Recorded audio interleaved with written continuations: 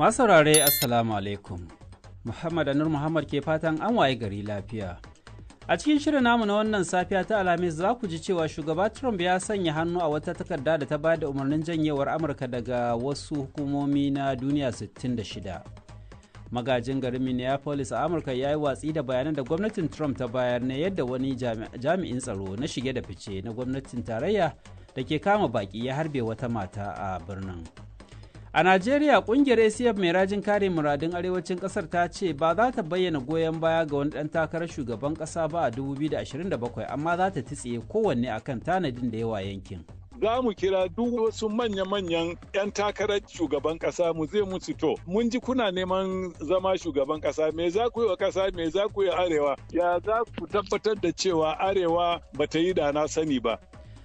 Gwamnatin mulkin soja ta Nijar ta karyo bayan da kungiyar malaman makaranta ta Dynamic ta shirya yajin aikin gargadi na kwana 3 akan wasu bukatun malaman. Za su biya duka wani arias kuma sun ɗauki alkawalin ba za a ƙara samun liti ba cikin biyan albashi. To in suka yi haka nan muna ganin cikin kashi 100 an samu kashi 50 na biyan bukatunmu.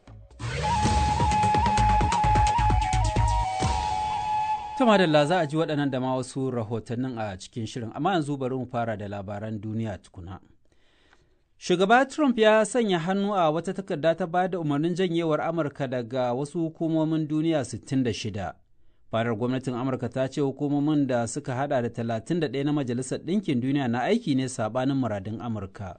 Other UN organizations affected include those working on Wakilin BBC ya ce sauran wasu hukumomi na Majalisar Ɗinkin Duniya da abin ya shafa sun hada da waɗanda ke aikin tsara lafiyar iyali da kula da lafiyar mata da yara da zaman lafiya da kuma kare cin zarafin mata a wajen rikice-rikice. Da yawa daga cikinsu daina aiki ne domin yaƙi da sauyin yanayi da wanzar da zaman lafiya da kuma tsarin dimokuraɗiyya. Magajin garin Minneapolis a Amurka ya yi watsi da bayanan da gwamnatin Trump ta bayar na yadda wani jami'in tsaro na shige da fice na gwamnatin tarayya da ke kama baƙi ya harbe wata mata a birnin. Jacob Frey ya ce hoton bidiyon yadda lamarin ya faru ƙarara ya saba da bayanan fadar gwamnatin Amurka White House cewa jami'in ya harbi Ronnie Good ne domin kare kansa. Ɗaruruwan mutane ne suka yi cincirindo domin nuna alhini da Allah wadare a wajen da aka harbe ta suka kunna kyandira tsawon dare. Can a birnin New York ma an gudanar da zanga-zanga. Hoton bidiyo ya nuna yadda jami'in ya harbi matar da rahotanni ke cewa 'yar Amurka ce a lokacin da take kokarin tserewa a mota yayin da jami'an shige da ficen ke kokarin tsayar da ita. Shugaba Trump ya ce Venezuela ta amince ta yi amfani da kuɗin da za a samu daga sayar da manta ta rinka sayan kayan da aka yi a Amurka kawai. A wani sako da ya sanya a shafinsa na sada zumunta, Trump ya ce kayan da za ta rinka saya za su hada da kayan gona da magunguna da kuma na'urori don inganta cibiyoyinta na samar da makamashi. A halin da ake ciki kuma ministan harkokin cikin gida na Venezuela Diosdado Cabello ya ce mutum 100 ne da suka hada da fararen hula suka mutu a harin da Amurka ta kai ranar Asabar lokacin da ta kama shugaban kasar Nicolas Maduro ta yi gaba da shi zuwa kasar ta. Ya ce matar Maduron Celia Flores ta ma ji rauni a lokacin da sojojin ke kama ta. To labaran duniya na zuwa muku ne daga sashen Hausa na BBC. Ministan makamashi na Ukraine ya ce hare-haren Rasha sun jefa yankunan kudu maso gabashin ƙasar na Dnipropetrovsk da kuma Zaporizhia kusan cikin duhu ba wutar lantarki kusan gaba ɗaya. Ma'aikatarsa ta ce hare-haren na Rasha a kan kayayyakin samar da wuta sun tilasta gudanar da muhimman ayyuka ta hanyar amfani da wasu hanyoyi da aka tanada na samar da wuta ƙwarya-ƙwarya. Kafofin watsa labarai na ƙasar su ma sun bayar da rahoton katsewar ruwan famfo da kuma dakatar da zirga-zirgar jirgin ƙasa a cikin birnin Dnipro. Rasha dai ta tsananta kai hare-hare a kan tashoshi da kayayyakin samar da makamashi na Ukraine musamman ma a lokacin mukumukun sanyi. An shiga rana ta 12 a zanga-zangar gama gari da ake yi kan matsin tattalin arziki a Iran inda a yanzu take bazuwa daga birane zuwa ƙananan garuruwa na larduna. Videos on social media verified by the BBC's Persian service. Wakiliyar BBC ta ce hotunan bidiyo a shafukan sada zumunta da sashen fasha na BBC ya tantance na nuna jami'an tsaro na faman tarwatsa taron, a wasu wuraren mata kai suna amfani da bindiga da kuma hayaki mai sa hawaye. Alƙalin ƙasar Ghulam Hussein Ejei ya sake nanata gargaɗin da manyan jami'an ƙasar suka yi cewa ba za a ragwanta wa masu zanga-zangar ba waɗanda ya kira masu taimaka maƙiyan Iran, Amurka da Isra'ila. Shugaba Trump ya gargaɗi shugabannin addini da ke mulkin Iran ɗin da su guji musguna masu zanga-zangar ko kuma su game da harin Amurkar. A jiya Laraba gwamnatin Iran ɗin ta fara biyan 'yan ƙasar wani sabon tsarin alawus na wata-wata domin tallafa musu akan hauhawar farashin kayayyaki. To labaran duniya kenan daga sashen Hausa na BBC.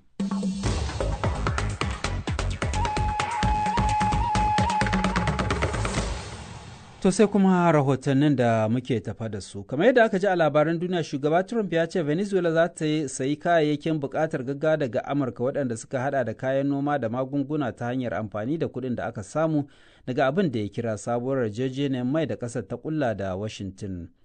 Yarjejeniyar ta kunshi har da kamfanonin makamashi na Venezuela, amma har yanzu hukumomin ƙasar ba su tabbatar da hakan ba. A ƙarshen makon da ya gabata ne Amurka dai ta ƙaddamar da hari kan Venezuela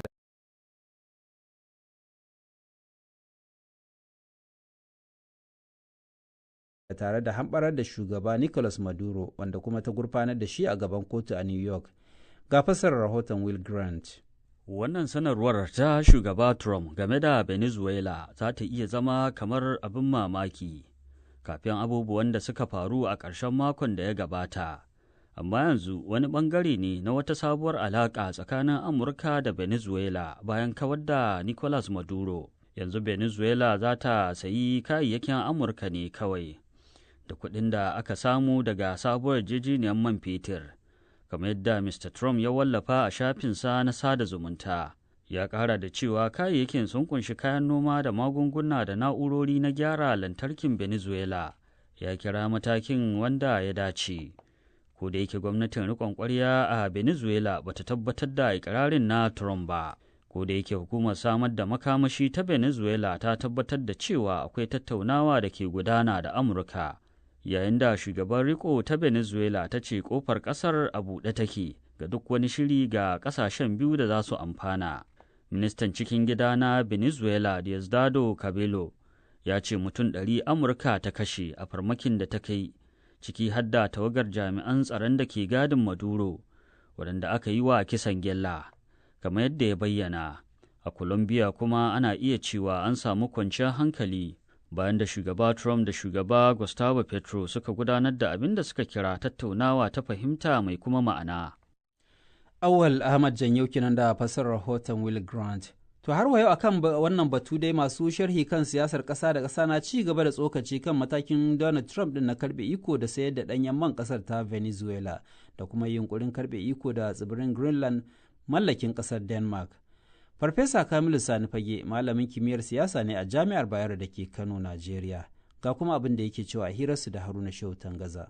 Wannan ya nuna cewa daman dalilan da shi Trump ya bada kawai maye ne fake da agana. Ma'ana bukatunsa ba ma na Amerika ba shi ne ya mishi jagora ya sa har ya ɗauki wannan mataki.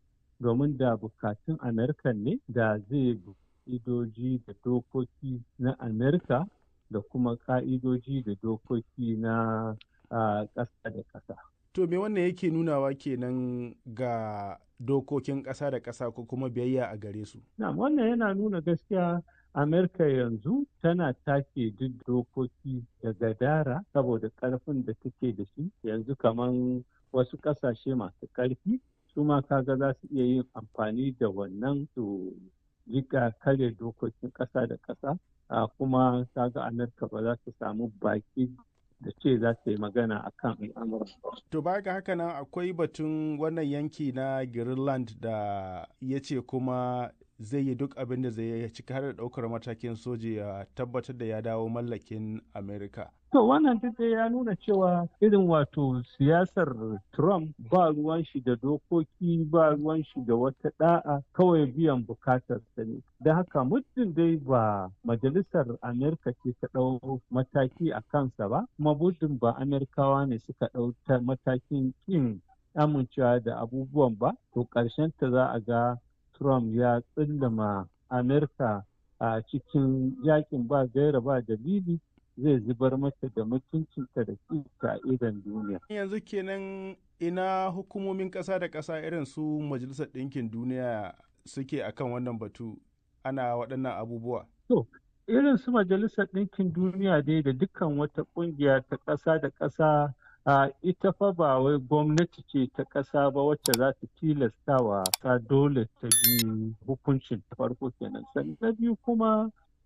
irin ƙarfin da Amurka take da shi da kuma kujerar hawa naki da take da shi, wannan duk zai sa Majalisar Ɗinkin Duniya ba wani tasiri da za ta yi a kan jawa Amurka linzami, illa dai kawai a fito a yi cacar baki a ce an soki al'amarin. To a ɓangaren batun Greenland ɗin nan ƙasashen Turai kamar sun ja daga cewa ba za su yarda da wannan matakin na Trump ba. Akwai ma ƙasar da ke cewa wannan zai kawo ƙarshen ƙawancin tsaro na NATO idan Amerika ta ɗauki wannan matakin.